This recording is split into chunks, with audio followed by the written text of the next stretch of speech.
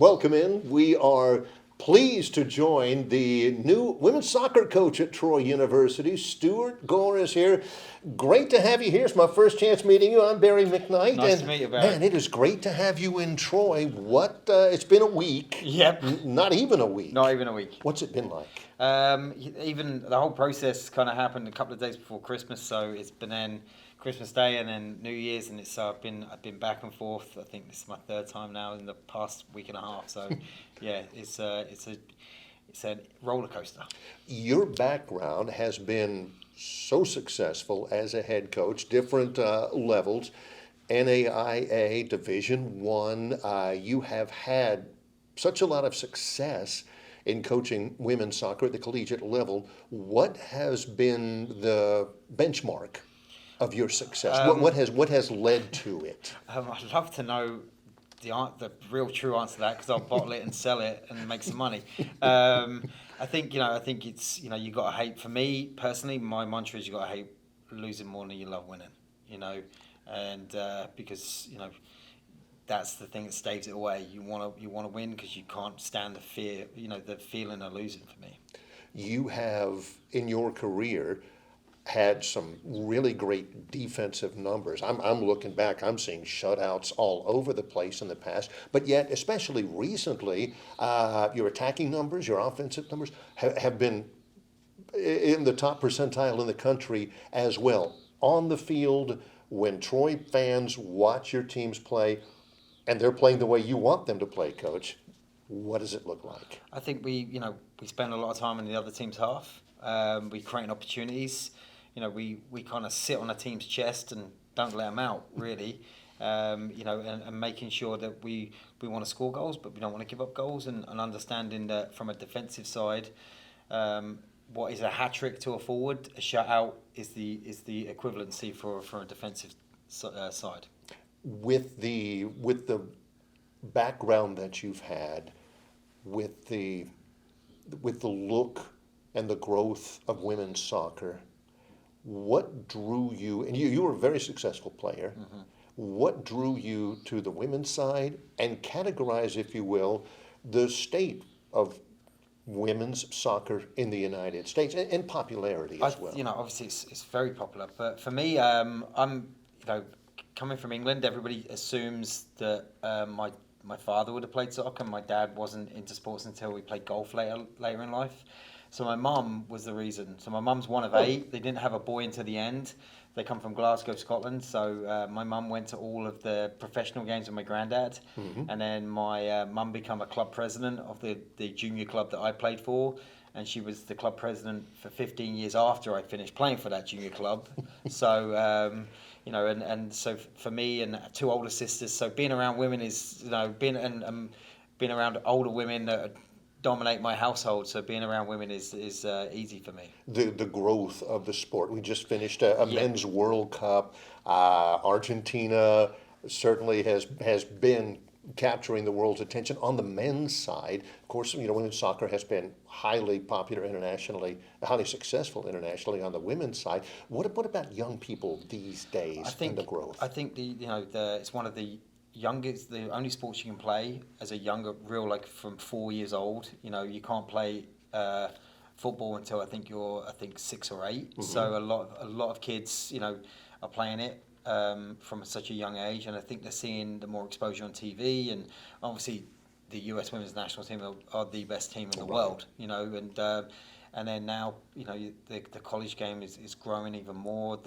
The women's professional league is growing every year, and more teams are coming into it, and it's getting more publicity. It's fantastic to see. With so much change in recruiting, I prefer to call it talent acquisition now, because there's so many different angles to that. I have already heard anecdotal evidence that you really, really, for lack of a better phrase, get after it in the recruiting game. It's all about talent acquisition. Oh yeah, it's as a coach, it's having the best players. The best players help you win games. But it's having the right players. It's not, sometimes, you look at the Dallas Cowboys, sometimes they have the best players, don't mean they win games, and Cowboys fans will tell you that. So that is true. So it's finding the right fit. for the university, for the town, for and the people make the place. Because I always say you can go to school by the beach. If you don't like your coaches and you don't like your teammates, you're going to want to leave. Mm-hmm. And sometimes I think it's trying to sift through the talent and get them to want to come here. From the moment that you accepted the job, and it's been, like I said, nearly a week ago to now, what has been important for you to do early as it relates to this program? Get with Kayla, the current assistant coach. Kayla's been a great asset. She's got a former pro, great player. She's got a great soccer brain to her, and sort of absorbing as much knowledge about the university and about the team as much as possible from her. The team itself, have you had the chance to meet? I met 6 of them today. We'll have a team meeting tomorrow. So I've watched a lot of film. Going back from the 21 season and this past season. A popular phrase, and we use it quite a bit here. I know you believed in it, and you've heard it from Brent Jones. Is culture. Yeah. How do you define that? My culture is you got to hate Right. losing more than you love winning. That is Right. my culture. And then the other side of it is the we has got to be bigger than the me. Your me is important, but it can't supersede the we. It's all about us. I look at myself. I'm the last run on the ladder. I care about everybody else before I think about myself. And again, your own self is important, but it can't be before the team.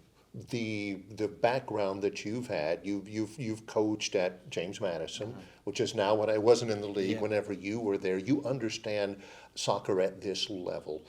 The competition that your teams have faced in the past has been top level competition. Do you have a sense of what the competition will be like this year in this league at this level, and the important things in dealing with that competition? I think Sunbelt soccer has grown even in the past 2 years. Obviously, South Owl have done a fantastic job.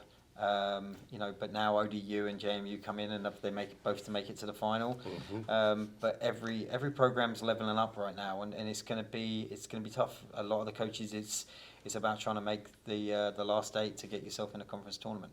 For somebody who's watching, a prospective student athlete, who hasn't considered Troy, who hasn't thought much about Troy, what are the things that you would present to them primarily about this program, about this university, about the track, the incline upward that this program is going to go on? I think with what Chancellor Hawkins has done with the university, I think just come and see for yourself. The campus is beautiful.